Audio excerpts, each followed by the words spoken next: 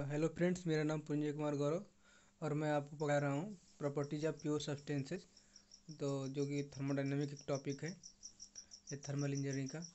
तो सबसे पहले देखते हैं इसका हम बहुत सारी बुक में प्रॉपर्टीज ऑफ प्योर सब्सटेंसेज या प्रॉपर्टीज ऑफ स्टीम के नाम से भी दिया है। तो सबसे पहले हम देखते हैं कि प्योर सब्सटेंसेस होता क्या है। A pure substance is a substance of constant chemical composition throughout its mass. It may be exist in one or more phases.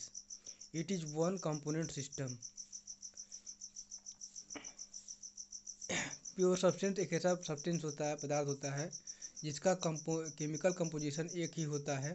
इसके पूरे द्रव्यमान के यानी इसके पूरे द्रव्यमान में एक ही केमिकल कंपोजिशन होता है, भले ही यह एक या एक से अधिक फेज में अवस्थाओं में या इसका जो अपीयरेंस हो दिखाई दे। It is one component system, यह एक संघटक जो सिस्टम होता है। इसमें जैसे कि एग्जांपल के लिए वाटर, स्टीम और आइस में क्या होता है, का सबका केमिकल कंपोजिशन यानी कि सबका केमिकल फार्मूला H2O ही होता है, चाहे वो वाटर के रूप में रहे, स्टीम के रूप में रहे, आइस के रूप में रहे। लेकिन वह 3 फेजेज में सॉलिड, लिक्विड और गैस के रूप में प्राप्त हो, यानी हमको अपीयर होता है। जैसे सॉलिड के रूप में यानी हमारा आइस होता है, लिक्विड रूप में हमारा वाटर होता है और गैस के रूप में हमारी स्टीम होती है। ये तीनों फेज में क्या होता है, पाया जाता है। इसके बाद देखते हैं कि सैचुरेशन स्टेट क्या होता है। ये saturation state is a state where a change of phase में occurs without a change of pressure और टेम्परेचर। तो सैचुरेशन स्टेट एक ऐसी स्टेट होता है जिसमें फेज में तो चेंज हो सकता है बिना टेम्परेचर और प्रेशर में परिवर्तित हुए, यानी बिना प्रेशर और टेम्परेचर में परिवर्तित हुए उसके फेज में परिवर्तन किसी पदार्थ की हम कर सकते हैं या हो सकता है। इसके बाद हम देखते हैं क्रिटिकल टेम्परेचर क्या होता है। Critical temperature is the temperature at which a liquid completely change to vapour and vapour converts और चेंजेस टू लिक्विड। केमिकल यानी कि हमारा जो क्रिटिकल टेम्परेचर क्या होता है, एक ऐसा टेम्परेचर होता है जिसमें एक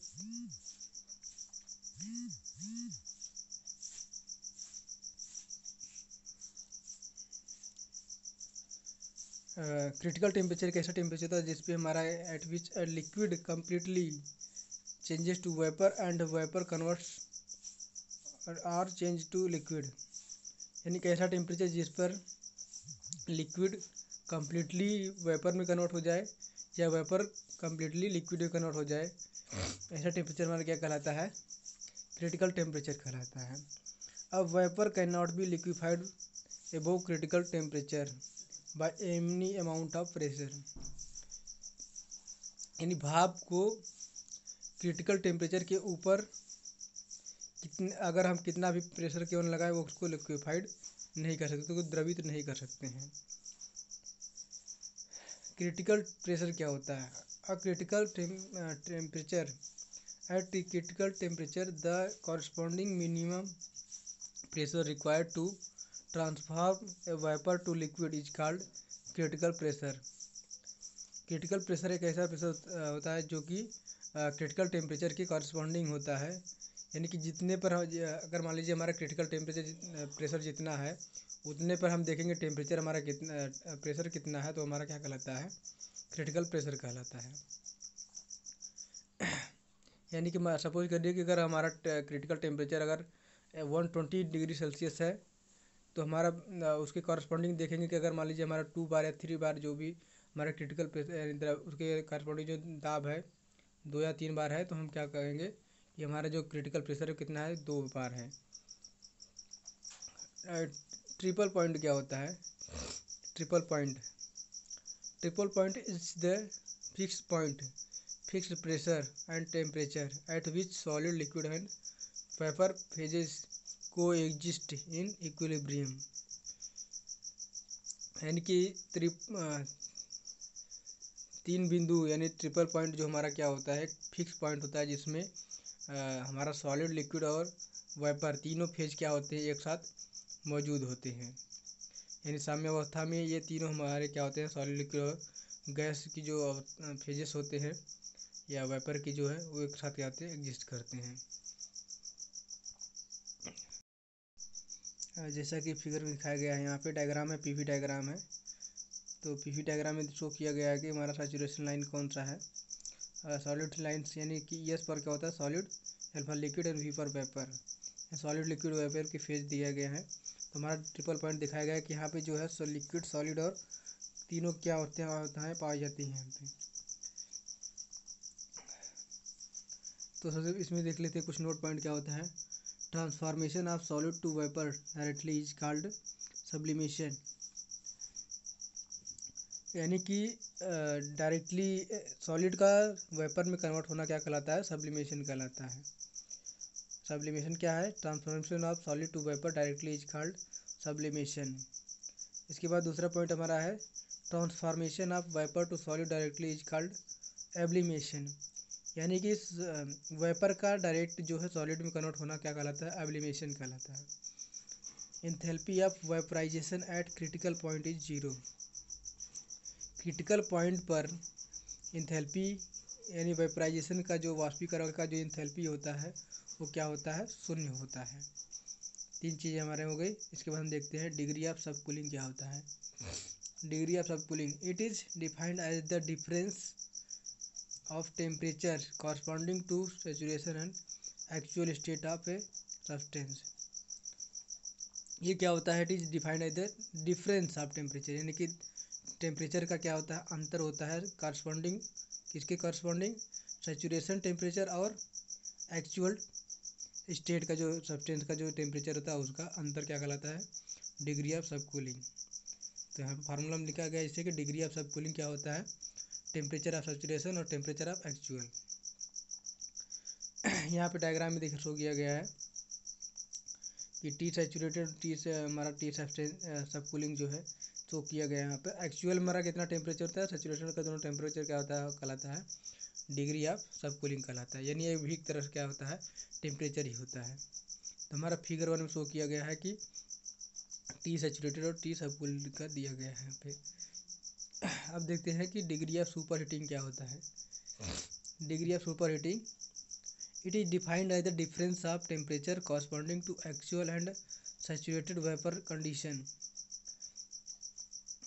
ये क्या होता है, defined the difference of temperature corresponding to actual and saturation saturated vapour condition. इन सैचुरेटेड वेपर कंडीशन का टेम्परेचर और हमारा जो एक्चुअल टेम्परेचर होता है ये इसी से रिलेटेड हमारा है। यानी कि ये क्या होता है, डिग्री ऑफ सुपर हीटिंग क्या होती है, यानी कि एक्चुअल टेम्परेचर माइनस क्या होता है, सैचुरेटेड वेपर कंडीशन का टेम्परेचर जो होता है उसका अंतर जो का हमारा क्या कहलाता है, डिग्री ऑफ सुपर हीटिंग कहलाता है। हम देखते हैं कि ड्राइनेस फ्रैक्शन क्या होता है। It is defined as the ratio of mass of vapour to the total mass, यानी कि mass of vapour and mass of liquid. अगर मान लीजिए किसी हमारा वेसल में अगर स्टीम और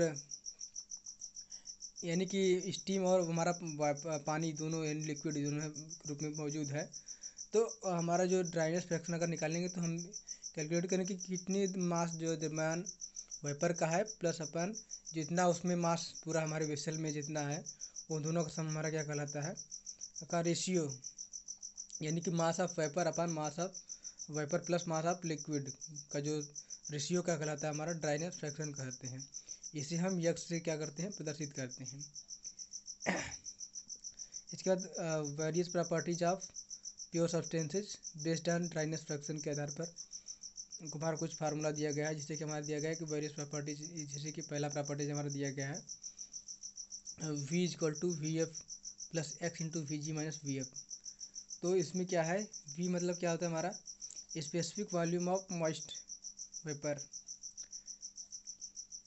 यानी कि जो हमारा V है उसका यानी कि स्पेसिफिक वॉल्यूम हमें निकालना है तो क्या होता है उसके बराबर, यानी specific volume of liquid plus dryness fraction into specific volume of vapour minus specific volume of liquid, यानी V equal to V F plus X into V G minus V F.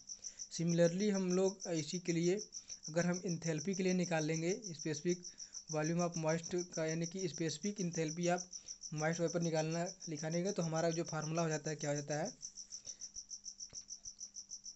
हमारा फार्मूला हो जाता है कि H equal to HF plus X into bracket में H G minus H F, यानी हमारा formula हो जाता है, यानी H equal to H F plus X into H G minus H F, ये हमारा क्या हो जाता है, फार्मूला हो जाता है। फिर से हम लिख देते हैं इसको,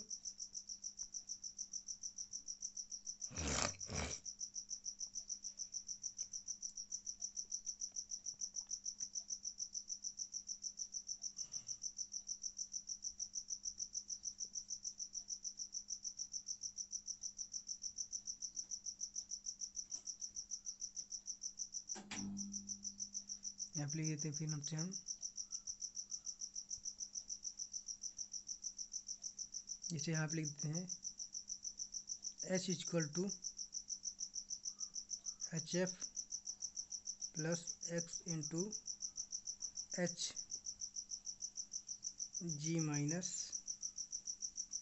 एच एफ, ये हमारा क्या हो जाता है, फार्मूला हो जाता है। इससे अगर ये हमारा एंथैल्पी का फार्मूला हो जाता है मॉइस्ट एयर के लिए, और सिमिलरली हम अगर इंट्रॉपी का भी निकालना चाहे तो हमारा इंट्रॉपी का फार्मूला हो जाता है स्पेसिफिक इंट्रॉपी ऑफ मॉइस्ट, हमारा जो वेपर का क्या हो जाएगा, एस इक्वल टू हो जाता है, इसको लिखते हैं S F plus X into S G minus S F, हमारा दोनों इस तरह का फार्मूला बन जाता है। तो आई होप आपको समझ आ गया होगा कि अगर आपकी कोई प्रॉपर्टी निकालना होगा तो आप इस तरह से निकाल सकते हैं उसका, यानी कि अगर हम एंथैल्पी इंट्रॉपी या हमको उसका वॉल्यूम, अगर हमारा स्पेसिफिक वॉल्यूम निकालना होगा तो हम इस फार्मूला से निकाल सकते हैं इस कंडीशन के लिए। तो ओके, थैंक यू, आज के लिए बस इतना ही। अब आगे हम इसके बारे में डिटेल में और पढ़ाएंगे कि हमारा जो सैचुरेशन टेम्परेचर कैसे कैलकुलेट करते हैं, इससे रिलेटेड हमें जो है। तो आज के लिए इतना ही, थैंक यू।